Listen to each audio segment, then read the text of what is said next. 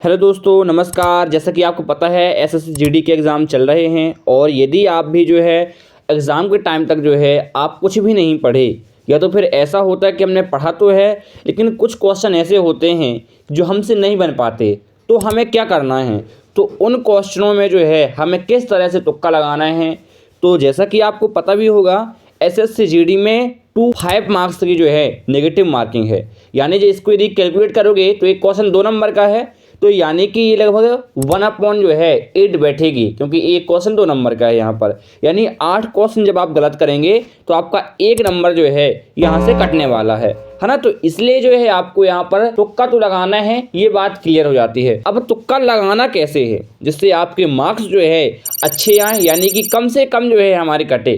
तो जैसा कि हमने जो है इतने सारे पिछले एसएससी का एनालिसिस किया हमने, तो देखने को मिला कि यहाँ के जो आंसर हैं वो ज़्यादा चांसेस कहाँ मिलते हैं। इस तरह से हमने जो है कुछ कैलकुलेट किया है जो हम आपको आगे बताने वाले हैं। तो चलिए स्टार्ट करते हैं। तो हमने जो है पिछले वर्षों में एसएससी की जितनी भी एग्ज़ाम हुए हैं और जिसमें आपका एसएससी जीडी का भी है, तो इससे हमने कुछ एनालिसिस किया है।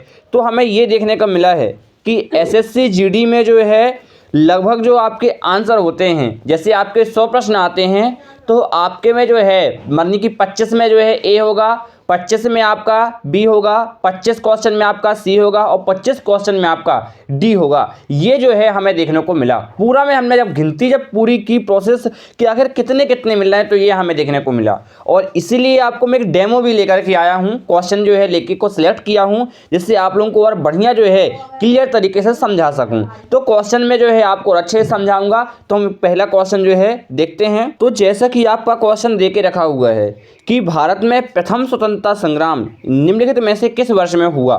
तो सबसे पहले तो ये करना है आपको कि क्वेश्चन को अच्छे से पढ़ना है। यदि आप क्वेश्चन से पढ़ोगे तो कहीं हद तक है कि आप सही आंसर तक जाएंगे, इसलिए क्वेश्चन को बढ़िया से पढ़ना है। और दूसरा क्या करना है कि यदि आप 2 ऑप्शन काट सकते हो तो उनको काट दें। यहाँ से क्या होगा कि आपके 2 ऑप्शन बचेंगे। जब 2 काट देंगे तो जब 2 ऑप्शन बचेंगे तो आपके पास 50% चांसेस होंगे, यानी तो गलत होगा या सही होगा।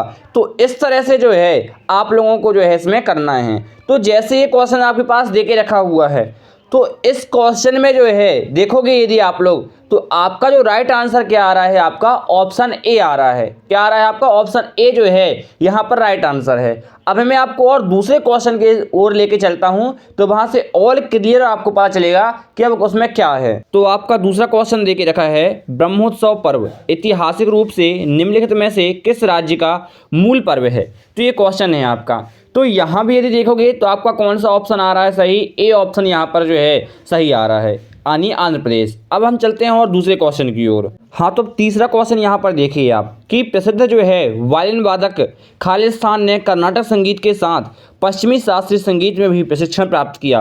तो यहाँ पर जो आपका राइट आंसर आ रहा है वो ऑप्शन यहाँ पर तीसरा दिखा रहा है। और क्वेश्चन भी आपको दिखाता हूँ मैं। हाँ, तो यदि आप चौथा क्वेश्चन देखेंगे तो इसका आंसर भी आपके पास जो है पहला दे के रखा है।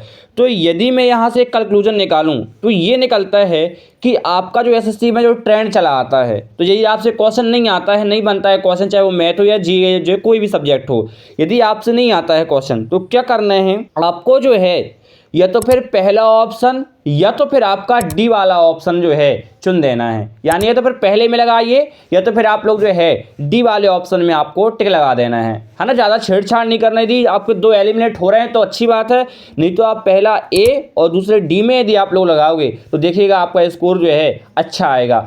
अब यदि मैं आपको इसको सिद्ध करके भी दिखाऊं कि आपकी जीडी में कैसे नंबर बढ़ेंगे आपके तुक्का लगाने से, तो देखिए आप लोगों को बताता हूं। आपकी नेगेटिव मार्किंग कितनी की है? 1/8 की, है ना। अब देखिए, अब आपने जो है आपके 80 क्वेश्चन होते हैं। सपोज मैं बात करता हूं कि आपके 70 क्वेश्चन आपसे बन रहे हैं और 10 क्वेश्चन जो है, या बोल सकता हूं मैं 70 या 72 जितने ही बन रहे हों, आपके 8 क्वेश्चन यहाँ से नहीं बन रहे हैं। ऐसा मैं मान के चल रहा हूँ कि आपसे 8 क्वेश्चन यहाँ पर नहीं बन रहे हैं। अब 8 क्वेश्चन आपने के नहीं बन रहे तो क्या करोगे आप लोग? यहाँ पर तुक्का लगाओगे। अब 8 क्वेश्चन में आप तुक्का लगाओगे तो ऐसा तो नहीं कि 8 में आपके 2-3 क्वेश्चन सही ना हों। 8 में आपके नॉर्मली यदि बताऊं तो 3 क्वेश्चन जो हैं आपके यहाँ से सही हो जाएंगे, तुक्का भी लगाओगे तो 3 यहाँ से आपके सही हो जाएंगे और कितने गलत हो जाएंगे? 5 आपके गलत हो जाएंगे। यानी कि 3 क्वेश्चन आपके गलत हुए तो कितने क्वेश्चन मिल गए आपके, तो आपके जो है 3 दूनी 6, यानी 6 नंबर जो है अब आपके हाथ में आ चुके हैं। और गलत कितने हुए 5, यानी ये 5 गलत हुए तो आपका नंबर 1 भी नहीं कटेगा, कुछ पॉइंट में कटेगा। क्यों? क्योंकि 8 क्वेश्चन गलत होने में आपका 1 नंबर कट रहा है, ठीक ना। तो 5 तो थे आपके, बाकी तो 3 सही हो गए ना।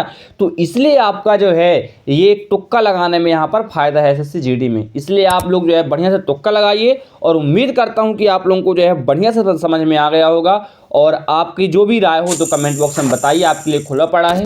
और यदि आप लोग नए हो तो चैनल को सब्सक्राइब कर देंगे और वीडियो को लाइक कर देंगे और जितने भी दोस्त हैं उन तक शेयर कर देंगे। तो पढ़ते रहिएगा, मस्त रहिएगा, मोटिवेट रहिएगा और आगामी शिफ्टों में जिनका भी पेपर है उन सभी विद्यार्थियों को बेस्ट ऑफ लक, बढ़िया से आप लोग पेपर दें। So thanks for watching.